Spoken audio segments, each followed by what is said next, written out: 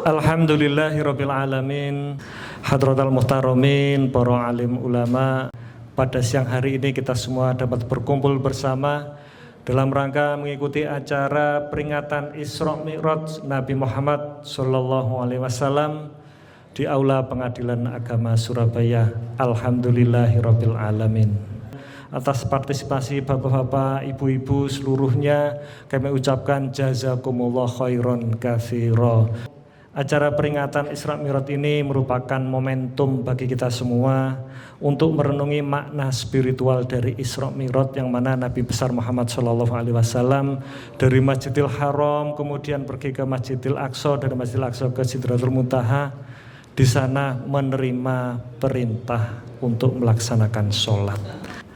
Baiklah bapak-bapak, ibu-ibu yang kami hormati, marilah kita awali kegiatan pada siang hari ini dengan bacaan basmalah bersama-sama. Bismillahirrahmanirrahim. Hamdan wa syukranillah, wala hawla wala quwata illa billah. Kita bisa melaksanakan sholat berjamaah sekaligus sesuai komitmen kita untuk melakukan kegiatan perayaan atau peringatan Isra Mi'raj. Selama berlangsungnya acara ini, meskipun kita masih harus melayani para pihak, kita sempatkan bisa berjalan dengan lancar dan hikmat. Kemudian yang kedua, salawat serta salam juga senantiasa tercurahkan keharibaan baginda Rasul Muhammad SAW. Mudah-mudahan kelak di akhir yaumil akhir nanti kita mendapatkan syafaat dari beliau. Peringatan Isra Mi'raj kita pada siang hari ini sangat istimewa, karena baru kali ini kegiatan kita itu dibiayai secara mandiri, dari kita, oleh kita, dan untuk kita. Ya Nabi salam alaika, ya Rasul salam alaika, ya Habib salam alaika, salawatullah alaika. Assalamualaikum warahmatullahi wabarakatuh. Alhamdulillahirabbil alamin wa bihi nasta'inu ala umuri dunya waddin. Wassalatu wassalamu ala asrofil anbiya'i wal mursalin wa ala alihi wa ashabihi ajmain, amma ba'du. Faqala ta'ala fil Qur'anil Karim, subhanalladzi asra bi 'abdihi lailan minal masjidil haram ilal masjidil aqsa alladzi barakna haulahu linuriyahu min ayatina innahu was-sami'ul basir. Faqala aidan la in syakartum la azidannakum wa la in kafartum inna adzabil lasyadid. Inti daripada kita semua memperingati Isra dan Mi'raj Nabi besar Muhammad SAW adalah agar supaya kita harus tahu diri. Sebagaimana ayat Al-Isra ayat yang pertama sudah saya sampaikan, subhanalladzi asra bi 'abdi lailan. Kenapa surat ini diawali dengan tasbih? Karena otak manusia nggak akan nutut memikirkan Isra dan Mi'raj ini. Bahkan diartikan para orientalis nggak percaya temen tak itu Kanjeng Nabi itu Isra dan Mi'raj. Tidak percaya sama sekali.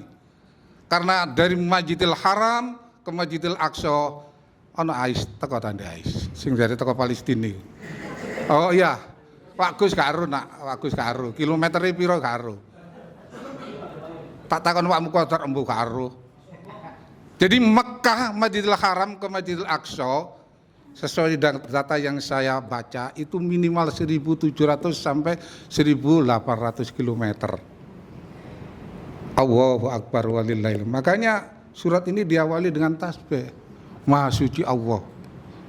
Tidak nutut otak manusia memikirkan teknologi secanggih apapun, bahwasanya Isra baginda Rasul secara fisik membawa seorang manusia dari kilometer 0 ke kilometer 1.750 km pada malam sulusul lail, sepertiga daripada malam.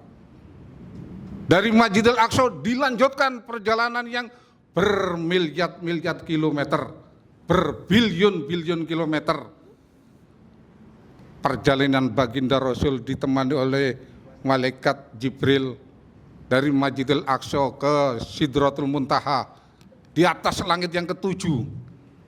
Kalau panjenengan itu mirsani perjalanan Apollo itu saya pernah baca 3 hari 3 malam. Nah, ini baginda Rasul itu sepertiga malam itu dari Mekah Masjidil Aqsa kemudian diteruskan ke Sidratul Muntaha. Tujuannya untuk apa?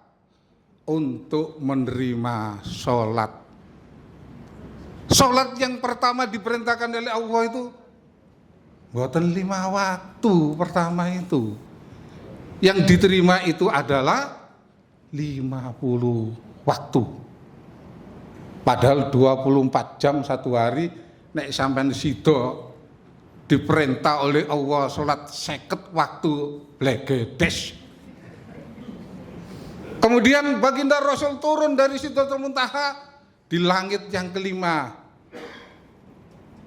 Baginda Rasul dari Nabi Musa, mentas tak umatmu kira-kira nerima sholat 50 waktu ini. Oh, umatmu kaya Pak Mukodar ngorok tok. Umatmu kaya tak topa energik tapi belum tentu. Apa mana wedok? Kaya Mbak Lel. Klembak 50 waktu. Tidak bisa. Matur karo Gusti Allah lagi. Njaluk diskon, njaluk keringanan. Matur balik maneh ka Sidratul Muntaha. Ya Gusti, umat kula niki cuwilik-cuwilik, sing gedhe ya gedhe tok tapi ngantukan. Sing cuwilik ya mekitik tapi dikongkon salat adzan gak krungu. Allahu Akbar. Habis itu nerima perintah 30 kali. Mudhun maneh turun lagi ke langit yang ketiga, ketemu Cak Musa maneh. Baginda Rasul, bani apa mau ketemu Gusti Allah mau? Ini Wak Musa 30 kali dalam satu hari. Umatku sak piro gedine, gede tapi ndombos. Ndak mampu, matur maneh Gusti Allah. Lobi sampai 3 kali, yang terakhir 5 waktu dalam satu hari, isya, subuh, zuhur, asar, maghrib. Nek 5 ditawar maneh, apa dadi apa? Sudah tidak bisa itu. Karena sholat 5 waktu itu adalah merupakan imaduddin sebagai tiang agama. Faman aqama faqad hadamaddin wa man hadama faqad hadamaddin. Siapa yang istiqomah melaksanakan sholat 5 waktu, yaitu adalah merupakan penegak daripada tiang agama. Dan siapa yang aras-arasan sholat waktu, yaitu terminan daripada manusia itu sendiri. Karena apa? Awwalu ma yuhasabu bil abdu yaumal qiyamah as-shalah. Fa in shaluhat shaluha sairu amalihi, fa in fasadat fasada sairu amalihi. Nek salat itu bagus, tepat waktu. Ndak pernah salat usolli fardhu subhi kawanan salat subuh 6:30. Bib, jam piro Bib subuh Bib? Subuh tepat waktu. Mabengi aku nggawe putusan, nggawe berita acara mabengi opo ae lah. Untuk bal-balan salat subuh 7:30. Bukan salat subuh itu wis duha itu. Begitu juga dalam perjalanan di tol, wis engko ae lah zuhur kok jamaah-jamaah. Baginda Rasul mengajarkan salat itu ala waktiha, tepat waktu. Kalau bisa kita laksanakan, kecuali kalau terpaksa, tidak apa-apa di jamaah takdim, jamaah takhir.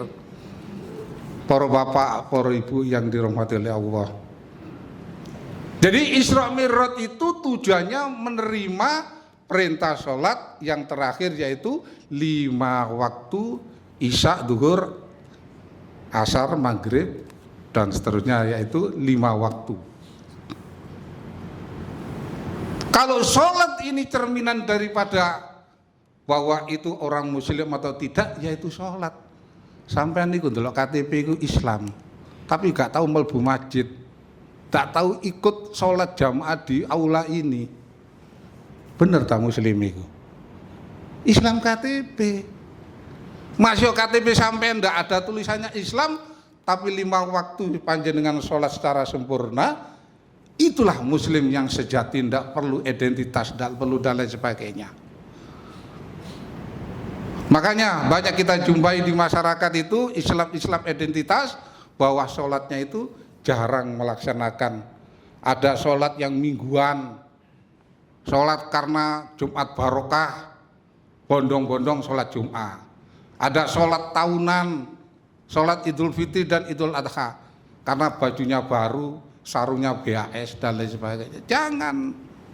Sholat, alhamdulillah Pak Ketua sudah memperwatori bahwa sholat kita berjamaah duhur sama asar.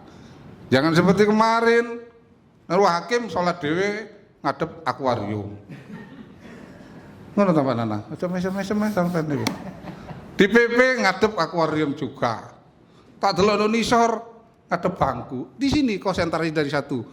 Karena apa? Panjenengan semua itu di akhirat itu bil jamaah.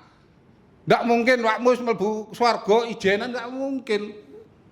Biyen iku jamaah karo sapa? Karo Pak Ketua, karo Bu Wakil, karo Camat Arek Surabaya itu semua. Ndak ada itu besok itu panjenengan akan digiring sama malaikat ngadep ke ngersane Gusti Allah itu dengan berjamaah. Ndak ada munfaridan itu. Para bapak, para ibu yang dirahmati Allah, tidak banyak-banyak selain menerima perintah sholat, baginda Rasul diberi keistimewaan oleh Allah bisa melihat surga dan neraka. Nah, ini nanti saya sampaikan Kak Medeni, tapi itu fakta ada di Sirah Nabawiyah dan hadis Bukhari Muslim. Silakan panjenengan buka sendiri. Satu-satunya nabi yang diperkenankan oleh Allah untuk diperbolehkan melihat, menyaksikan sendiri bagaimana keadaan surga dan neraka, baginda Rasul Muhammad sallallahu alaihi wasallam. Swarga tidak perlu saya sampaikan, sing seneng-seneng enggak perlu saya sampaikan. Nek seneng enggak jingkrak-jingkrak tok, tapi sing paling sedih, baginda Rasul mendapatkan privilege, mendapatkan suatu keistimewaan bisa masuk ke neraka untuk menyaksikan apa yang terjadi di neraka. Didampingi oleh ajudannya yang kemana-mana yaitu malaikat Jibril. Setelah dibukakan pintu oleh malaikat Malik, subhanallah, subhanallah. Pertama dijumpai, sampai buka nih aku medeni. Ternyata di situ subhanallah kebanyakan penghuni neraka itu umat Ibnu Hawa. Kebanyakan orang perempuan. Gak medeni itu sampai buka sendiri. Kebanyakan adalah orang perempuan. Kemudian baginda Rasul tanya ke Jibril, siapa itu ya Jibril? Mayoritas penghuni neraka ini kok orang kaum perempuan. Apa jawaban Jibril? Itu semua dulu waktu di dunia terlalu ngelawan bojone. Tanggal siji gajine 5 juta dikeno biuk sing ngrenek ae gerutu ae kufur terhadap apa yang diberi nafkah oleh suaminya. Ngenes bojo duwe ngono P3K gajine 7 juta diserahkan semua, paling ditinggali kayak tuku bensin tetap ngrenek ae. Nah kalau ngrenek panjenengan akan protes kepada suaminya. Iku lho sepeda motor anyar, iku lho TV sudah teluin, iku lho omahe tiga dan sebagainya. Ini panjenengan harus waspadai. Fakta baginda Rasul menyaksikan sendiri penghuni neraka kebanyakan perempuan itu orang yang durhaka, seorang istri yang durhaka pada suaminya. Nek tak sampai nang ngene sing lanang aja mentang-mentang iku lho jare camat iku mau sing akeh wong wedok. Nah, jangan. Itu. Jadi perempuan kebanyakan masuk neraka itu gara-gara durhaka terhadap suaminya. Diajak sholat, malas. Wah, aku listikan, wah bedaan, tuku larang-larang 2 juta, mosok langsung disiram sama air wudhu. Jangan. Kalau diajak kebaikan, harus seorang istri itu melaksanakan secepatnya. Dah kata dawakno medeni kok. Kemudian setelah itu jumpa lagi di pintu neraka yang kedua. Allahu Akbar walillahil hamd. Wong wedok maneh. Orang perempuan subhanallah enggak porno digantungkan dengan payudaranya. Kemudian kuku yang ada di tangannya itu dari tembaga. Panas luar biasa. Wajahnya dicakari, seluruh tubuhnya dicakari. Apa yang terjadi itu? Seorang istri sudah durhaka kepada suaminya, tukang ghibah. Tukang ghibah, tukang gosip, tukang ngomongi ngerasani tonggo. Kul mau lu kirim TV toko elektronik di Surabaya yang besar itu. Lah ya, congono Pak, engko Pak Ketua gak ngirim elektronik, wah sampean itu. Sayang kalau Pak Ketua ini ngomong. Nah, jadi begitulah. Ya, cair tahu bisa ketawa alhamdulillah. Wah, iku lho TV iku lho, mabenge tak tahu gak tuh duit, ternyata dikirimi TV sama kulkas besar, paling kredit. Nah, jadi hal-hal semacam itu yang menjadikan seorang perempuan di pintu yang kedua tadi itu payudaranya digantungkan, kukunya itu dari tembaga panas dicakari, semua dikembalikan disisa lagi. Kemudian di pintu yang ketiga, gak tahu sampai pintu kebanyak 14 kalau gak salah. Tapi saya gak banyak-banyak, 3 aja wis. Karena waktunya sama sudah banyak sama Pak Akram. Yang ketiga, pintu yang ketiga itu dijumpai oleh baginda Rasul subhanahu wa bihamdi subhanallahil azim. Manusia baik laki-laki maupun perempuan berjalan dengan kakinya, berjalan dengan kepalanya. Berjalan dengan kepalanya, kemudian habis itu ditarik oleh malaikat di atas bara api yang luar biasa panasnya, kemudian habis itu dicincang, dipotong-potong semua tubuhnya, habis itu dikembalikan lagi, dipotong-potong lagi, dikembalikan lagi. Nek Cak Yaumi motong-motong itu apa digawe bakso, potong-potong daging mari kurbanan ya Yaumi digawe bakso. Ini ndak, sudah diseret begitu panasnya di bara api, habis itu dipotong-potong, dicincang, dikembal lagi, kemudian dicincang lagi. Kemudian apa pertanyaan baginda Rasul kepada malaikat Jibril? Ya Jibril, siapa itu orang yang digeret, kemudian dicincang, dipotong-potong badannya, kemudian dikembalikan lagi? Itu adalah seorang pemimpin yang tidak amanat. Bukan pimpinan saja, panjenengan juga pemimpin di rumah tangga. Seorang anggota DPR, fasilitas negara, istrinya, suaminya, anggota ta. Nandindai nggae tero karo supir di mana-mana pakai fasilitas negara, sampai pelesir ke luar negeri itu pakai APBD. Sudah saya ingatkan teman saya ini, delalah Gusti Allah ndak panjang umure, istrinya dikawin oleh orang lain. Ini pertanda daripada seorang pemimpin yang tidak amanah. Bahwasanya semua baik lini yang paling rendah, tadi ketua RT biasa jamaah, jadi ketua RT alasannya sibuk. Jadi bupati yang biasanya suka berjamaah, jadi bupati sibuk sama rakyatnya, yaitu terbelkalai, tidak ngereken sama jamaahnya, sama rakyat jelatannya. Semua akan dimintai pertanggungjawaban, dan ini merupakan sinyal bahwasanya semua akan ditunjukkan oleh baginda Rasul sebagai iktibar bagi kulolan panjenengan sedaya. Pemimpin bukan pemimpin di instansi saja, tapi di rumah tangga juga begitu. Jadi ayah yang baik, jangan mentang-mentang ayahnya merupakan hakim atau profesi yang lain, kemudian sama istrinya tidak begitu diperhatikan, sama anaknya juga tidak diperhatikan tentang pendidikan agama dan lain sebagainya. Tapi yang paling penting yang ditunjukkan oleh baginda Rasul, orang yang digeret kemudian dicincang itu tadi, yang merupakan khodimul ummah, orang yang punya masyarakat, seorang pimpinan di masyarakat yaitu seorang RT, RW, lurah, camat, sampai wali kota, bupati, sampai ke presiden, itu nanti luar biasa kalau tidak amanat, yang selalu memakai fasilitas-fasilitas yang bukan haknya.